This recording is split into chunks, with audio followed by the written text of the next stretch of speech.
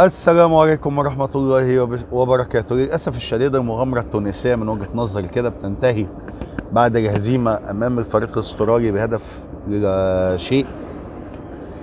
علقنا على أداء المنتخب التونسي الماتش اللي فات، وقلنا إن المنتخب للأسف الشديد ما عندوش أي استراتيجية هجومية على الإطلاق، ورغم إن أنا قلت إن بالرغم من إن بالتأكيد التعادل مع الدنمارك منتخب مصنف وعنده عدد كبير من اللعيبة الجيدين، يعني ما هواش نتيجة سيئة، لكن مش واضح ان المنتخب التونسي عنده آلية هجومية. وللأسف الشديد الكلام بيستمر النهارده قدام المنتخب الاسترالي اللي من وجهة نظري هو منتخب وإن كان جيدا إلا أنه كان في متناول المنتخب التونسي.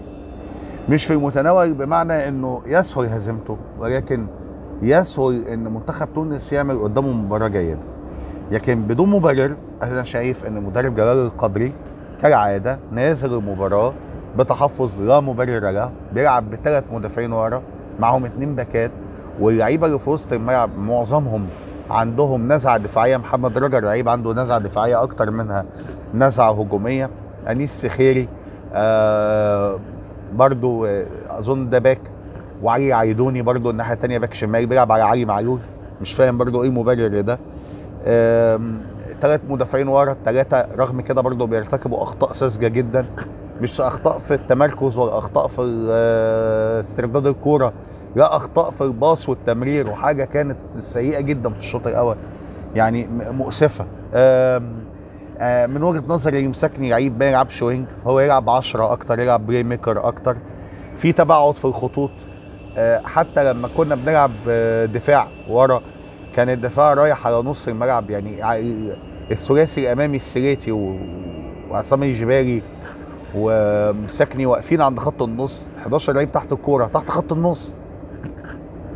يعني شيء صعب جدا. مش ممكن فريق يعني عنده مشكله اصلا في تباعد الخطوط حتى في المسافه اللي بيلعب فيها، وتلاقي كمان انك انت مطالب انك انت تجري نص ملعب بحاجه علشان تقدر انك انت تتقدم وتسجل هدف. عمليه صعبه جدا.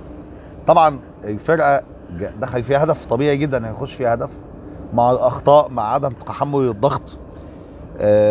لعبوا الشوط الثاني حاولوا ان هم يتحرروا شويه، نزل بعض اللاعبين اللي عندهم بعض النزعه الهجوميه زي فرجاني ساسي، ولكن بالرغم من ده فرقه تونس لعبت تحت ضغط التعادل، وبعد التعادل عايزين يجيب جون كمان، فطبيعي جدا ان فرقه تونس ما قدرتش انها تسجل هدف، خصوصا ان المحاولات دايما محاولات ناقصه. يعني كل المحاولات اللي بيحاولها منتخب تونس على مرمى اسطوريه محاولات ناقصه، وتمركزات اللعيبه برضه من وجهه نظري ما هيش احسن حاجه. يعني من وجهه نظري يمسكني ما قامش بدوره كبلاي ميكر، قام بدور مش بتاعه، مش تخصصه. هو راجل بلاي ميكر، لعيب فنان يلعب تحت المهاجمين. عصام الجبالي بيخرج بره منطقه الجزاء كتير، طبيعي ليه؟ لان مفيش عنده امداد كافي علشان يستفيد من قدراته داخل الصندوق. الفكره مش في انك انت خرجت، ولا الفكره في انك انت اتغلبت، ولا الفكره في انك انت ما اديتش. الفكره ان الامكانيات اللي عند منتخب تونس افضل بكتير جدا من امكانيات المدرب جلال القدري، اللي حسيت ان هو طبعه تونسيه من المدرب المصري حسام البدري.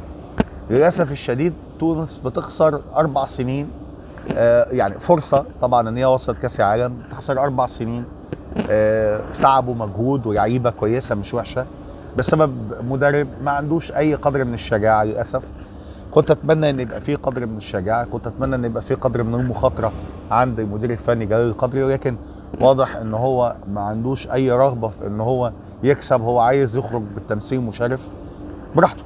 انا بس مش عايز يعني كنت اتمنى ان منتخب تونس يكسب المباراه النهارده، وصحيح كانت هتبقى برضه فرصته صعبه قدام منتخب فرنسا، بس يبقى كسب شرف المحاوله.